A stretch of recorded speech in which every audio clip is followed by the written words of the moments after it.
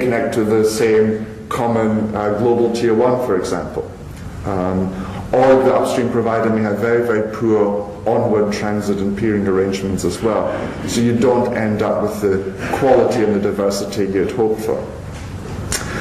So this is really, the starting provider will figure out who the transit is and what they want for a transit. Of course, if you purchase transit, you're paying for all the traffic that is going out of your network and coming into your network. So really the next step for the internet service provider, the network operator, is to try and deal with some of these costs. For all your traffic to go over your international connection or external connections to the upstream provider, it starts getting very expensive as the bandwidth increases. So what providers then try and do is figure out who they can connect to, who they can interconnect the network with. Maybe there's another local network operator, to try and keep some of this local traffic off long-haul links. And this is where the peer comes in. And there are two types. There's the private peer, where you have a private link between two network operators, really for the purpose of interconnecting. Now, if you look at this logically, given in the commercial internet we're all competing with each other, connecting to your competitor doesn't really seem to be the most sensible thing to do. But actually, it's actually the most sensible thing to do, because you end up with local traffic staying in the vicinity. You don't have local traffic between your customer and the content provider that they're hosting, running via another part of the world, costing a large amount of money, and worse, suffering from big latencies and the potential of some of these international connections failing. To providers, for the purpose of interconnecting and all the benefits those bring, public peer goes on to the next level when you have 2, 3, 4 more network operators in the vicinity. If none of them interconnect, then all the customer traffic, all the content is going via international connections, and it's costing them all a significant amount of funds. So having these local operators interconnecting privately, well, this probably makes good sense, but then again it starts costing money with circuits connecting or connectivity being needed to be provided between the different operators. So the Internet Exchange Point helps with this cost reduction, where the providers can meet in a common location and freely decide who they will interconnect with. And over the years of the Internet, the recommendation has always been peer as much as possible. Transit very much ends up being your last resort. Peering is of greatest importance. And if you look over the last 20 years or so of the growth of the Internet, you'll find that the Internet Exchange Point is very, very common, very, very popular, and certainly most network operators will try everything that they can to get to the Internet Exchange Points. Now, peering advice, you don't just sort of decide, hey, I'm going to peer. What you need to do is have a look at the traffic sources, look and see where your customers are going, what they're doing. You can find that out pretty easily from just looking at flow records on your network infrastructure. Self-list in the peering database.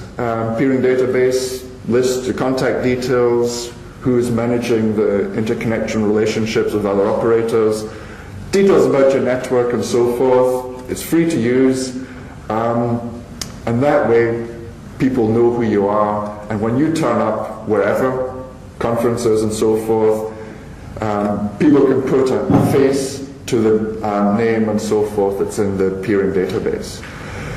Another thing, of course, is to participate in the various regional and global peering fora. That's also very important as well. You find most of the Network Operations Conference will have a peering session in it. MENOG hasn't quite got this yet, but we're certainly planning for this to happen in future ones. But you look at other network operations fora, you either see a peering session for one day, or you're trying to find standalone peering activities happening in different parts of the world. So network operators will turn up to those, And again, you'll find that the folks there spend as much time as they can trying to get as much peering as possible. Peering doesn't cost anything, at least there are no traffic costs. You may have to pay towards the infrastructure, which is a nominal amount, and to get to the actual peering location, but you don't pay for the actual traffic. And so very much transit is the last resort. Common mistakes that I've found over the years: some transit providers market an exchange point as part of the transit business. We see quite a few of those in Asia. People have jumped onto the good name of an internet exchange point and say, hey, we're exchanging packets, therefore we're an exchange. But it ends up costing a small fortune in transit fees. If you're paying for traffic, it's not an exchange point. Another thing I find is quite amazing: people are physically close to public peering points, but they don't peer. They're in the same building, in the same data center, but they're quite happily paying for transit. Most of the providers I'm working with are getting 70 or 80% of the traffic by peering. They are not paying for the actual packets at all.